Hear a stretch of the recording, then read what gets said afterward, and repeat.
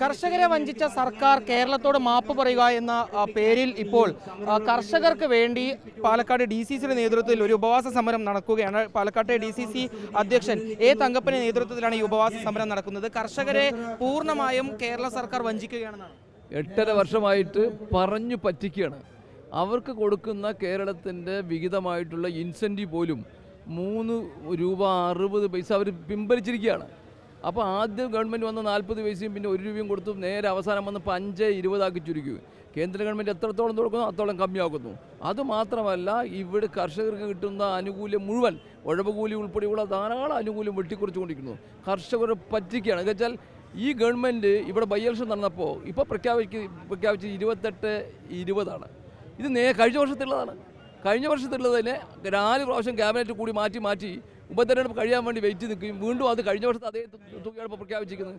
അപ്പോൾ എന്തും കർഷകരോട് കാണിക്കാതെ വേണ്ട ജനങ്ങളെ ഉപതെരഞ്ഞെടുപ്പ് മുന്നിൽ ആഗ്രഹം കൊടുത്ത് കഴിഞ്ഞപ്പോൾ വീണ്ടും പഴയ റെക്കോർഡ് തന്നെ ചെയ്തിരിക്കുന്നു. അപ്പോൾ ഇതിനെതിരെ ഒരു സന്ധിയില്ലാ സമരമാണ്. ഇത് തുടക്കമാണ്. വീണ്ടും ബ്ലോക്കിലും വീണ്ടും മണ്ഡലത്തിലും വീണ്ടും ജില്ലയിൽ ഇതുപോലെ തന്നെ 10,000ങ്ങളെ അണിനിരത്തിക്കൊണ്ട് വലിയ സമര പരിപാടി പരിഹാരം കാണുന്ന ഒരു സമരമായിട്ട് മുന്നോട്ട് പോകും. എല്ലാ മേഖലയിലുള്ള കർഷകരോടും സർക്കാർ ഇതേ സമീപനം സ്വീകരിക്കും. എല്ലാ മേഖലയിലും 14 പേര് ആന ചവിട്ടിച്ച് മരിച്ചു, പന്നി ഇടിച്ച് മരിച്ചു. ഇവർക്കൊന്നും ഒരു അനുകൂലം കൊടുക്കുന്നില്ല. തിരിച്ച് MLA-മാർ മരിച്ചപ്പോൾ അവരുടെ മക്കൾക്ക് ആശ്രിത നിയമം കൊടുത്തു. കർഷകൻ മരിച്ചപ്പോൾ അവനൊന്നുമില്ല.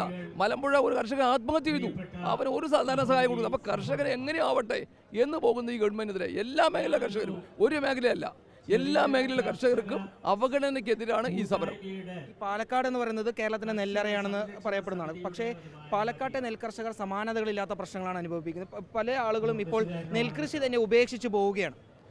അതുമാത്രമല്ല, ആത്മഹത്യ ഒരു കൃഷിക്കാരൻ അഭിമാനികളായതുകൊണ്ടാണ്. കടം വാങ്ങിച്ച് മുടിയാണ്. കടത്തി ജനിക്കുന്നു, കടത്തി ജീവിക്കുന്നു, കടത്തി മരിക്കുന്നു. അതാണ് പാലക്കാട് കർഷകരുടെ അവസ്ഥ. ഇതിന് പരിഹാരം കാണാൻ ഗവൺമെൻറ് ഒന്നും ചെയ്തില്ല, മൗനിയായിരിക്കുന്നു. ഞാൻ പറഞ്ഞില്ല, മറ്റു പലരുടെയും മരണം സംഭവിക്കാൻ ഓടിയെത്തുന്നു, പരിഹാരം കാണുന്നു, ചെയ്യുന്നു. കർഷകർ എങ്ങനെ ചെയ്താലും അതിന് പരിഹാരം കാണുന്നില്ല. അതിനെതിരെ കോൺഗ്രസ് പാർട്ടി കർഷകരോടൊപ്പം ഉണ്ട് എന്ന് തെളിയിക്കുന്ന സമരമാണ്. സമരം ശക്തമാക്കും ഇനി വരും ദിവസം. ഉറപ്പായി സംഭവിക്കും. ഈ മാസം തന്നെ കോൺഗ്രസ് 2 സമരം നടത്തും. നിയോജക മണ്ഡലം ബേസിലും മണ്ഡലം സമരം നടത്തും. അതിനുശേഷം വീണ്ടും പാലക്കാട്ടിലേക്ക് വരും, വലിയ സമരത്തിലേക്ക് മുന്നോട്ട് പോകും. കൃഷിയെ പിടിച്ചു നിർത്താൻ സർക്കാർ എത്രയും പെട്ടെന്ന് ഇടപെടണം തന്നെയാണ്. കർഷകർ അവരുടെ കഷ്ടമുണ്ടല്ലോ അത് പരിഹരിക്കാൻ ഗവൺമെന്റ് പരിഹാര മാർഗം കാണണം. അല്ലാതെ കർഷകരെ പ്രോത്സാഹിപ്പിക്കുന്ന പത്രത്തിലൂടെ ഇന്ന് കണ്ടു നെല്ലിന് പൈസ കൊടുത്തു തുടങ്ങിയത് വായ്പ കൊടുക്കുന്നതിൻ്റെ ഔദാര്യം വേണ്ടല്ലോ. എന്നിട്ടും ആയിരക്കണക്കിന് ആൾക്കാർ ലക്ഷക്കണക്കിന് കിട്ടാതിരിക്കുമ്പോൾ 1000 പേരെ കൊടുത്തിട്ട് എങ്ങനെയാരും. അപ്പോൾ കർഷകരെ വഞ്ചിച്ചു കൊണ്ട് മുന്നോട്ട് പോകണം. ഇതിനെതിരെ കോൺഗ്രസ് 100% കർഷകരുടെ കൂടി ഉണ്ടാവും.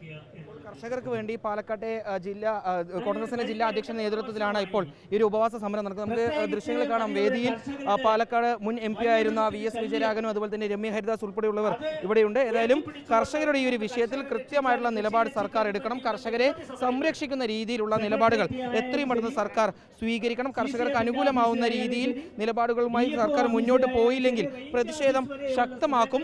ഇനി നിലവിൽ ഇപ്പോൾ നിയോജക മണ്ഡല അടിസ്ഥാനത്തിലും ജില്ലാ അടിസ്ഥാനത്തിലുമാണ് നടത്തുന്നത്. ഇനി ഏറ്റവും താഴെ തട്ടിൽ മുതൽ തന്നെ സർക്കാരിനെതിരെയുള്ള ഈ കർഷകരെ ഉൾപ്പെടുത്തിക്കൊണ്ടുള്ള സമരം ശക്തമാക്കുമെന്നാണ് ഇപ്പോൾ പാലക്കാട്ടെ DCC അധ്യക്ഷൻ വ്യക്തമാക്കുന്നത്. വീഡിയോ ജേർണലിസ്റ്റ് വിനു സിക്കൊപ്പം റിപ്പോർട്ടർ ഇക്ബാൽ അർക്കലിൻ, റിപ്പോർട്ടർ പാലക്കാട്.